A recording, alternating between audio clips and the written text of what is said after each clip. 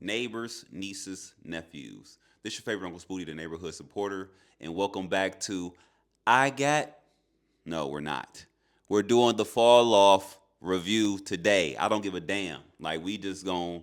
I've been watching it. I've been listening. I've been doing a lot. Okay, I've been doing a lot for this album review. It has been wrecking my brain. But I tell you this: first listen, ass. Mid, Chris Middleton.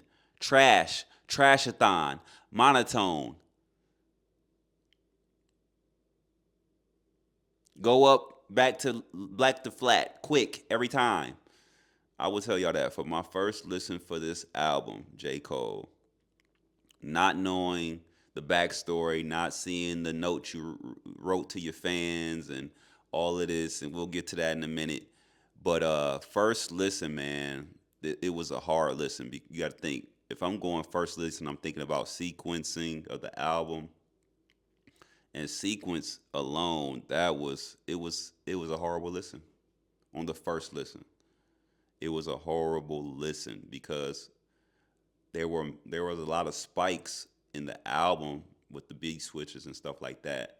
But each spike, it was kind of minimal.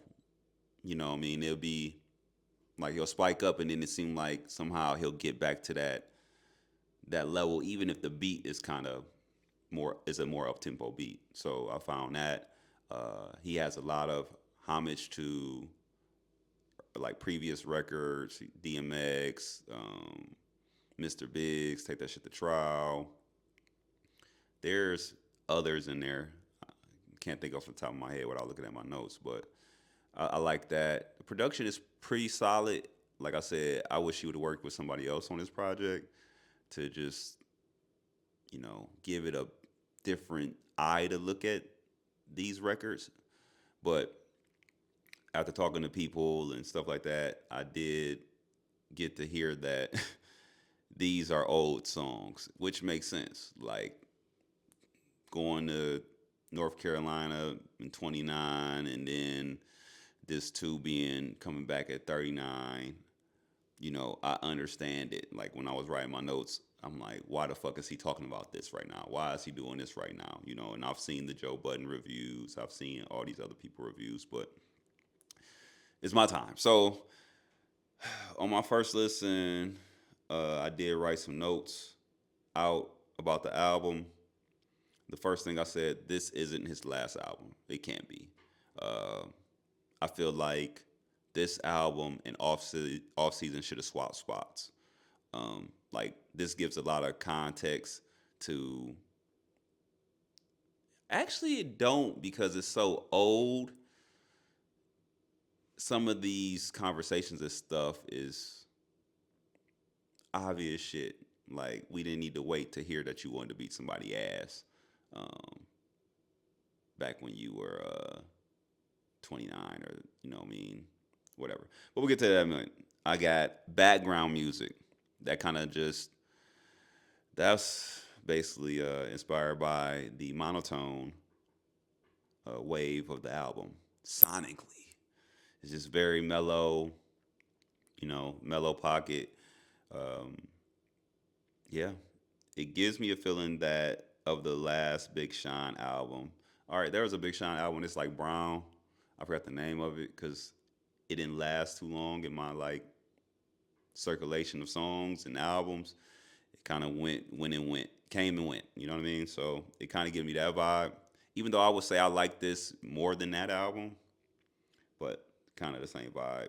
I said sound like heavy drugs on this album, and there's a lot of little, you could look at the stars and get days type of songs on here, and some of these beats and stuff like that. So that's why I said sound like a heavy drugs on this album. Um, I put can we list the features? I need people to list their features now. Like doing it all the time is it's a little irritating and it's starting to look like lack of confidence. Okay. Same tone, same cadence, damn near each song, and it hurts. Mr. Big sample, love the Mr. Big sample. DMX sample on Life Sentence. Didn't really like it. He used it how the game's being played, how it's going down.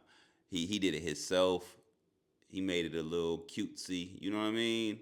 Cool. The song in itself is a cool song, but whatever. Uh, Regional hip hop is coming back for sure. Kendrick, Chance, Cole drop shit to uplift their coast or their city. Yeah, Kendrick with the GNX put all his the LA Cali artists on there. Chance he put Chicago rappers on there. Do or Die, I believe Twister on there. It's another kid that he put on his album. And then Cole kind of dedicated his shit to North Carolina. Like this whole album was a safe album for him to make. Um, Shout out to my boy B Scar. Uh, we had a conversation about this, and we spoke about how this album was a safe ass album, which it is. It is a safe album. Uh, just digging back into the crates of your life, I would say, digging back in the crates of your life and pulling these situations that mainly the only people that would care the most would be your core fans, your core audience, even like the stuff he's doing, like with the what is it, out the trunk tour, selling stuff. He coming back in the same car that the Honda Civic and all of this. And I didn't even know until I had a conversation with B that he had wrote out a way you should listen to the album before it came out. I don't like that. It's too much manipulation, manipulating the fans. Like it's too much. Like you gotta put this how you should listen to it. This you already kind of training their ears or their mind before they listen to it, which is smart. Which is smart. It is smart, but I wish somebody can just put some work. It's an art into somebody just putting it out, people getting what they get from it, and still loving it highly, And then like maybe years later, hearing like this with the artist actually this how you were supposed to listen, which adds another layer to it. You know what I mean? Like you got your the way you're attached to it, then you hear how the artist delivered it, and you listen to it again with more attention, and you like, oh, okay, now I'm attached to it in this way. I just feel like J. Cole kind of robbed his fans of the experience of the journey, but it's okay. I see what he was doing.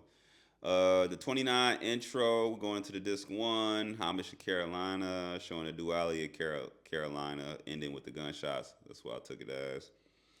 Uh, Bear with me, some of these notes are going to be a little crazy. 2-6, I like that one. Like I said, I love the Mr. Big sample. Love the first verse. The second verse, the future of this rap shit threw me off. Like, bro, you're retiring. So it gives me the feeling this song was old song and just added to the project. This is like I said, I didn't read none of the memos. I just went to the album. I just went to the album, and like I said, he was talking about being the future of hip hop, which makes sense because he's 29. You know, cool record. Safety.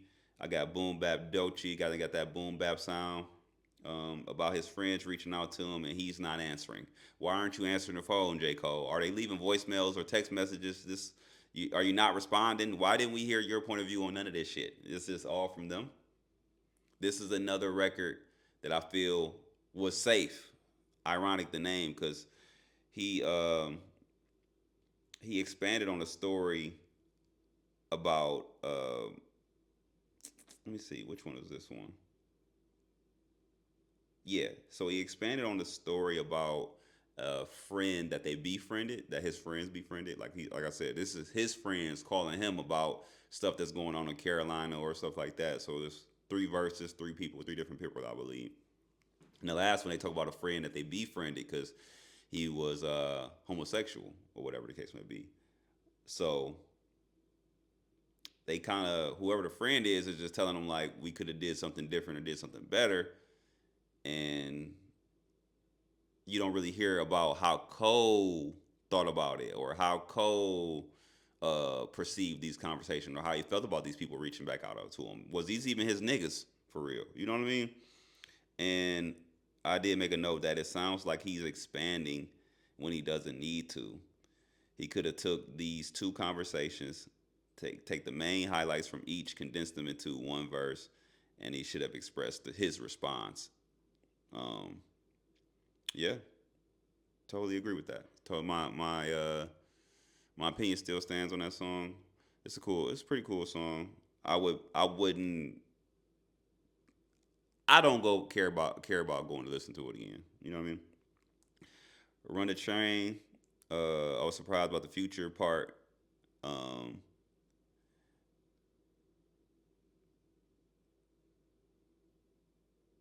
I think I was tired of like the little mellow thing. I said it's cool, but what the fuck, man? But this is one of the songs I go back to. Uh, I like this song, Run a Train. Fuck, do you know about my passion? Fuck, do you know about my pain? I like this one. Um, he had a good subject matter on this one. I will go check that one out. Then you got Poor Thing with the I like the boozy sample. You got to set it off on there. He was really calling out a nigga to fight. I don't know why he was calling a nigga out to fight like that. Like I don't know why he was on that like that. He just kept saying punk bitch. And that threw me for a loop, Cole. I ain't gonna lie. Like some words you don't sound right just saying over and over and over again. To be honest, it just don't. It's not giving me the. It don't give me the right vibes. All right, so you should have known that. Somebody in the studio should have told you that. Um, yeah, but I get the point. He didn't like that nigga. You know what I mean? I really didn't.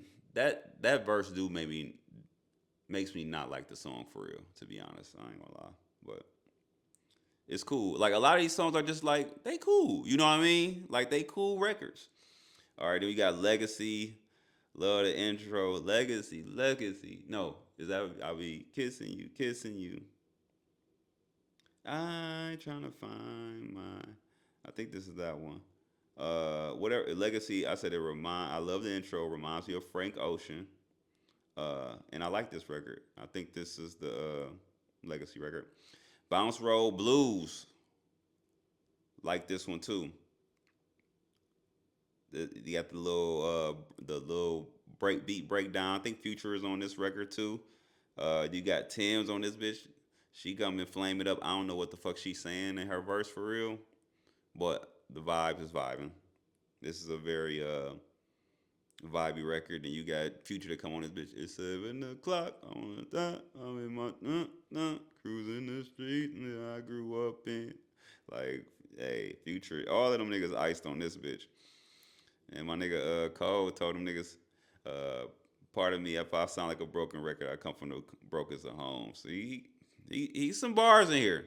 It's a lot of filler, but he got some bars in here. It's a lot of filler though. All right, who the fuck is you? The second verse reminds me of an Eminem verse, and I wonder if that was his inspiration. Like I said, he be playing. It's a lot of different flows in here. I feel like he may have adopted to pay homage or you know make it easier to create. Usually, that's the thing too. Sometimes when you can model your shit after somebody, it makes it easier to create because you have a blueprint and a foundation that you just can adopt and plug in. Um, the beat switch made me believe this "Who the fuck is you" has single potential. Drum and bass. The shit I write so far, got my hand afraid of my pen. It's kind of like a survivor's remorse record. Like that record, the Let Out. I appreciate the creativity, but I will be okay if I never heard that song again. But I do, I can't hear this like in a movie or like I could see this like for some credits or I could see something like a trailer, a commercial having this song in it. So that might be what it's for, you know. So smart move. Bombs in the Ville, hit the gas, the beat switch fire, ludicrous sample fire. Some chick had Cole in his feelings. I was sad to see my dude Cole simping out, man, for the OnlyFans chick, man. Crazy. Lonely at the top. I hear the Drake flow. You know the Drake flow that he do whenever you want to prove to niggas that he rapping.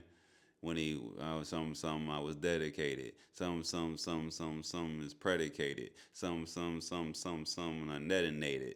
He was doing that. Heard of Drake flow. Uh, I would also be okay if I didn't hear that song again too. All right, then we go into this too, y'all. Go ahead and crack. Go ahead and stretch, nigga. It's a long bout. You know what I mean? That's how I was feeling listening to the album. That's why I listened to this album on shuffle, and it has gotten better. I'm still working on putting this album in a sequence that fits best to me, but at this point, it's too much work. Cause Cole, why did you do this? Double disc like this? Why? All right, going to 39 intro. I said he would sound like John Mayer or some shit. Future on this record, a 6 minute intro on the second disc of an album is diabolical. But the rapping on the second beat was crazy. I checked out and checked back in when it heated up. So I think overall this is a cool song too. Like I said, all these shits gonna be cool or pretty solid. I mean, Cole is a writer. He's not gonna disappoint. You can't. He's so heavy on the pen. He's so heavy on the pen that he it's always gonna be an okay song. It's always gonna be a pretty good song because the writing is so good. You know what I mean? So the fall off is inevitable. Love this one. That's when he talk about different moments in his life in reverse. I said great complimentary beat. I think that that's the problem with the album. Most of the beats do pull you in, don't pull you in, and his tone is so monotone. He will switch the beat and keep the same energy. Okay. I think at this point in the album, I'm just I'm getting frustrated. Like I'm seeing spikes, I'm seeing little things, but like I said, this is me listening to it one by one all the way down. Like one listen. So, my ears are getting more critical. Like, have you ever had to like smell cologne and you keep smelling cologne? You gotta hit the coffee beans. I haven't hit the coffee beans yet. And I'm just still listening to J. Cole. You have to hit coffee beans when you listen to the J. Cole album. You need to go to hit the coffee beans. That's gonna be our new thing. So, do you need some coffee beans, my nigga, when you listening to this album? Cause I do. All right. Going to what was the fall off the Villas. I got that boom bap story about his friend he lost. Their dads were friends. Me, you, Outcast sample. I like this one. No, nothing really crazy about that one. Like, cool, good song. Old Dog, Hometown Hero type song. Left in the Civic, came back in the Lamb. Uh, I don't know why, but I hear Eminem for some reason. I think I hear Eminem, another Eminem inspiration on this record. Not sure where. Pardon my notes. Life Sentence. I think this is dedicated to his wife. I like the purpose, but I hate the DMX sample. So that downgrades the song to me. But overall, it's a good song. I like the message, um, like the content. Only You featuring Burner Boy. I said, who the fuck he trying to be? Billie Eilish or and Gunna or some shit? What the fuck? Not the biggest Burner Boy fan, but seems like a great artist. I like the vibe compared to the rest of the album, but not the biggest fan of the song. Like I said, this is my first listen notes. Song is straight. I would, if it came on the shuffle, I wouldn't be so quick to change it. But it's depending on the mood I'm in. Uh, Man Up Above. Whole lot of niggas thinking how they get in the block. Somebody getting dropped. Somebody get dropped. And niggas that have a lot. I like that one. With the Never Would Have Made It Simple. I like that one. I don't really even have no notes on that. Um, that's the crazy part. I just said Never Would Have Made It sample. And I got an X by it. The X by it is stuff I would potentially put on my restructured album. I got a lot of these with X's on it that I'm not the biggest fan of, but I know other people would be love it on the playlist that I create if I do it. I love her again. Not a fan of the love interest becoming an OnlyFans model, like the Q-Tip sample. I think he did Vibrant thing. I think he could have turned this whole story into 4 to 5 bars. I think this might be the Simp record. Not sure. It's so many records. I'm confused of the records. All right. I haven't really. I really haven't got that down. There's so many records. I'm confused. Okay. But yeah, he could have just simplified some of this shit, man. I think J. Cole sometimes he'll describe how he drinking the water and say like, the bottle switch back and forth. I could see the waves in there. Then I picked the bottle up. Like some of this shit just becomes filler, man. You know what I mean? And not saying he goes that crazy in depth with his stories, but some of this shit is irrelevant information. All right. What if I said hell no? Hate the Big and Pac story. Oh, this the one with Moray. Yeah, I don't like this one at all. Like this was a why are we listening to a Big and Pac story this late in the game? We done heard too many of those. We done heard many clever stories or many different raps or letters to Big, talk to Pac, like different shit. Like Kendrick just did the reincarnated. That was fire, masterful. And then you come with this. You should have known to stay off this block, buddy. Uh, Kendrick lit up this block like Billie Jean last time, and then you had your boy Drake doing the AI Pac and shit. Like, just leave this shit alone. Kendrick did it. If you're gonna do it, please do it better. Don't do it like this. Okay? So a hell no on this one. Quick stops. It's a cool interlude. Not a fan of the story. I think this is when he stopped at the gas station and he you know, get inspired by the dude that asked him for a autograph or some shit like that. I no. Okay. The whole world is the Ville. Cool closer, but after listening to the full album, doesn't hit well. I feel like I've had a song like this that gives me that vibe of this type of song. So I feel like at this point it's redundant. But it is a cool song. But if we can just simplify this into one disc. And then you got the bonus Ocean Way. I said he's back in his John Mayer bag. Again, not a fan. So not a fan of that record. So all in all, y'all, I give this J. Cole album.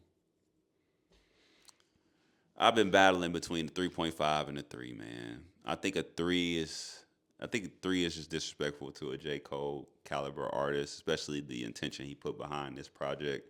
Because there is a lot of intention behind it, but I do see that there are a lot of old records. I wish this would have been newer stories, maybe, about his Rock Nation deal or things that happened there, things that happened with the beef, uh, his life now, kind of him and like his exit, about his retirement. I feel like we got a whole bunch of information about years that have passed, which is cool.